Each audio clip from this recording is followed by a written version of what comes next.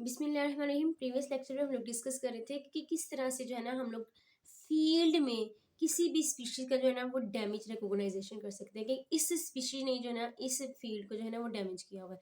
अगर हमने बात की पैराकीट को, तो पैराकीट बेसिकली डैमेज करता है मकई को, सनफ्लावर को और फ्रूट क्रॉप्स को उनकी रेपनिंग स्टेज के ऊपर। सनफ्लावर जो है ना वो ज़्यादा वल्नरेबल होता है 2 वीक्स में, जब इसके सीड्स जो है ना मैक्सिमम स्टेज ऑफ डेवलपमेंट में पहुंच चुके होते हैं।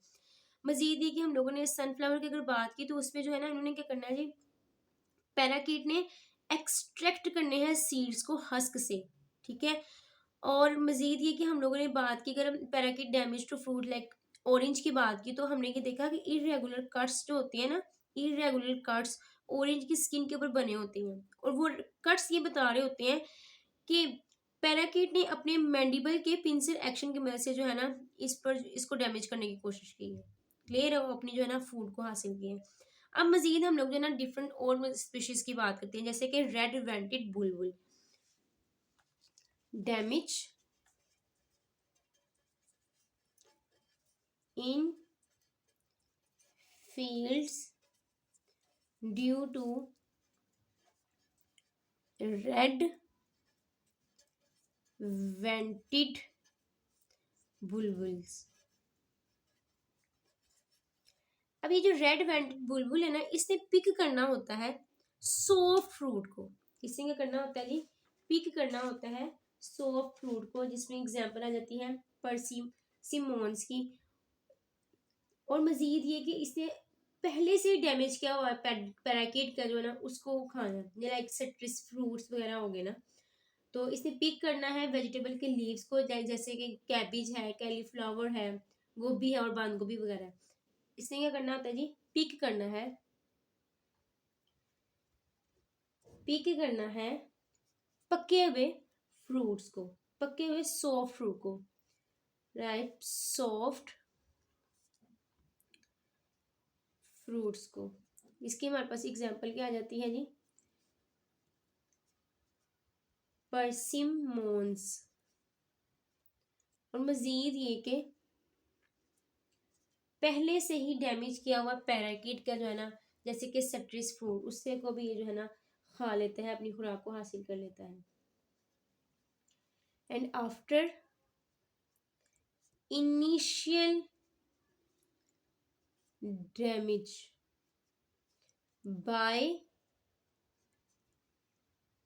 पैराकीट, पैराकीट का किया हुआ जो है ना इनिशियल डैमेज से भी जो है ना अपना खुराक को हासिल करता है। मजीद है कि इसे पिक करना होता है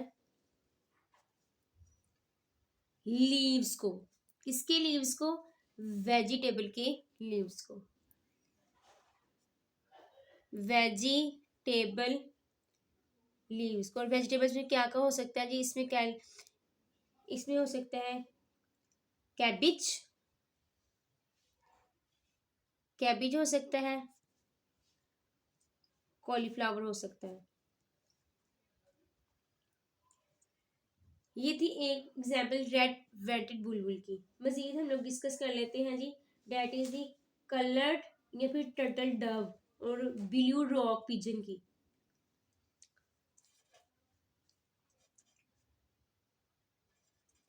कलर्ड या फिर जो है ना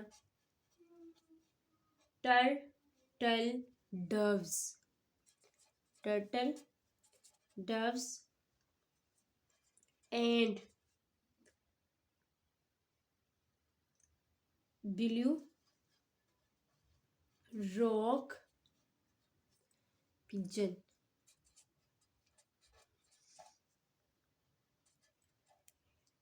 ये अडॉप्टेड होते हैं कि इन्होंने पिक करना है सीड्स को और फ्रूट्स को ग्राउंड से, ठीक है। मजीद ये कि इन्होंने क्या करना होता है, जैसे ही कोई बीज बोया है ना, तो उसको ना डिंग आउट करके जो है ना सीड्स को या सीडलिंग्स से जो है ना खुराक हासिल करनी है और जो है ना डैमेज करना है फील्ड को। क्लियर है, ये किस लिए अडॉप्टेड होते हैं, इनमें अडॉप्टेशन होती है, अडॉप्टेड होते हैं कि पिक कर लें सीड्स को, पिक अप सीड्स या फिर fruits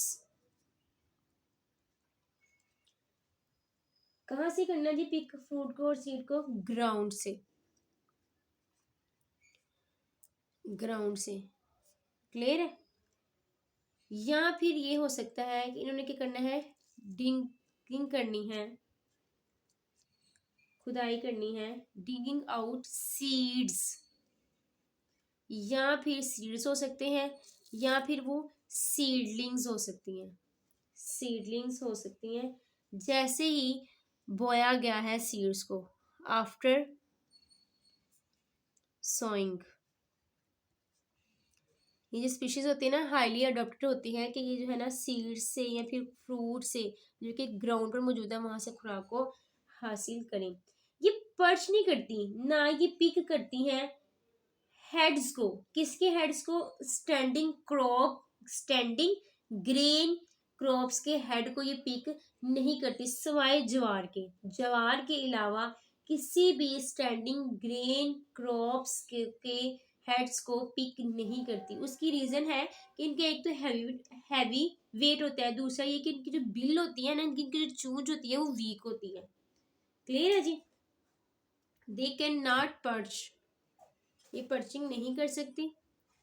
they can not perch,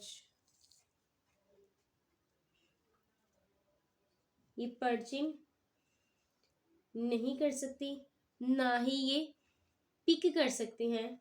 किसको? Ate heads, ate heads of standing grain crops को। क्लियर है जी?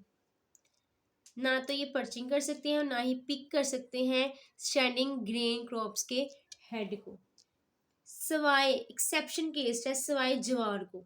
एक्सेप्शन, एक्सेप्शन सोरगम, ज्वार के अलावा। उसकी रीजन क्या है जी? ऐसा क्यों होता है कि ये ना तो पर्चिंग करती हैं और ना ही ये हेड्स खाती हैं स्टैंडिंग ग्रेन क्रॉप्स की? रीजन मैं बताने लगी हूँ। Reason,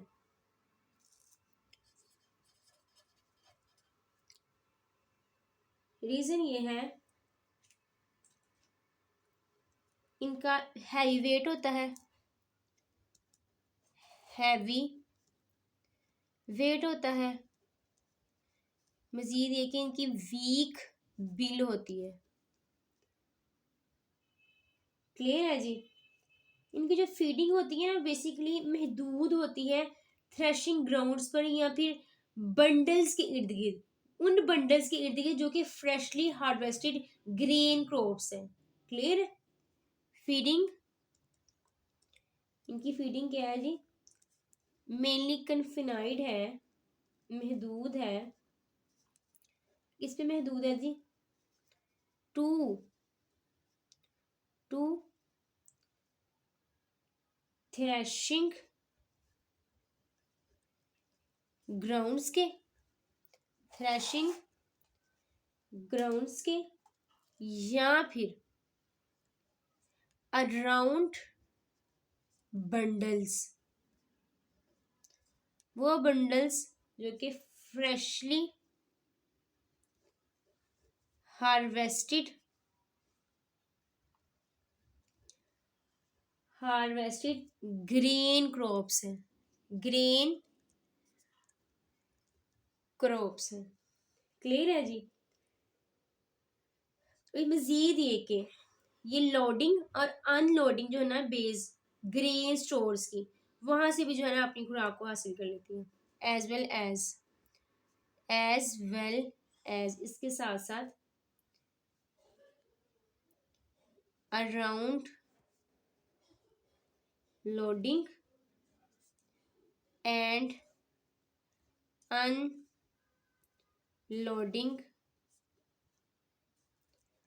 base of grain stores. ठीक है? ये जो रिकॉग्नाइजेशन है ना, बर्ड डैमेज की टाइप की जो रिकॉग्नाइजेशन है, इसको हम लोग स्टडी हम लोग उस लिहाज से करते हैं फीडिंग हैबिट के हवाले से। जिस तरह की बर्ड की फीडिंग होगी उसी हवाले से जो है ना उसकी जो है ना फीडिंग हैबिट्स में हम लोग जो है ना डैमेज ऑर्गेनाइजेशन देख सकते हैं। और ये जो फ्रैगिंग बिहेवियर है, इनके सर्चिंग बिहेवियर है फीडिंग का, टारगेट स्पीशी का, वो बहुत ही ज्यादा जरूरी है इस हवाले से कि हम लोग कंट्रोल मेजर्स को जो है ना वो अपना सके। सबसे पहले ये कि हम लोगों ने क्या करना है, आइडेंटिफाई करना है, हम लोगों ने क्या करना है, फर्क करना है तमाम स्पीशीज के डैमेज किए को सेपरेट करके। फर्स्ट ऑफ ऑल हम लोगों को किस तरह से करना है जी,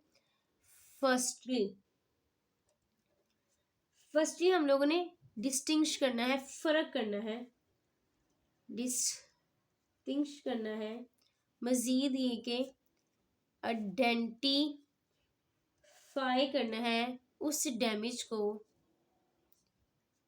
आइडेंटिफाई करना है डैमेज को, और मजीद ये कि सेपरेट करना है, उसको अलग करना है उस डैमेज से जो कि किसी भी इंसेक्ट्स ने या फिर दूसरे वर्टिब्रेट पेस्ट ने किया हुआ है। क्लियर है जी। Separate it from damage caused by insects या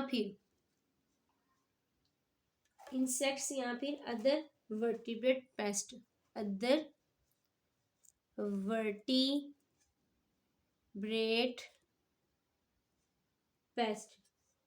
क्लियर है जी। फिर हम लोगों ने इसे डिसाइड करना है कि जो कंसर्न बर्ड है ना, जो पेस्ट है, वो बेसिकली हम लोग जो है ना वो उसकी निशानदेही कर सकते हैं। Only then can one decide whether the concern bird is a pest, कि वो डैमेज किस हद तक कर रहा है, कि वो इज अ डैमेज, वो पेस्ट है भी है या नहीं इस फील्ड के लिए। ठीक है। और secondly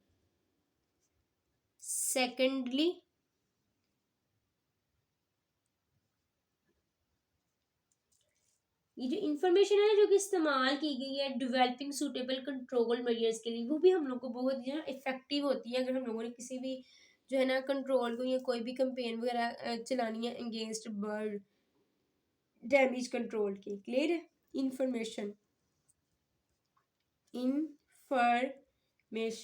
can be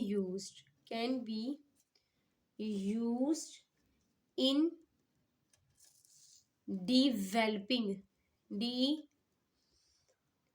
developing a suitable control measures। Clear है जी। एक लेवल है कॉस्ट और बेनिफिट, किस लिहाज से अगर हम लोग जो है ना इस पे सरमाया खर्च भी करते हैं इस डैमेज के बचाव के लिए, तो हमारे लिए कितना इफेक्टिव रहता है। ठीक है ना। तो उसके बारे में हम लोग को जो है ना इन्फॉर्मेशन लेना जो है ना वो बहुत ज़्यादा ज़रूरी होता है। क्लियर है जी।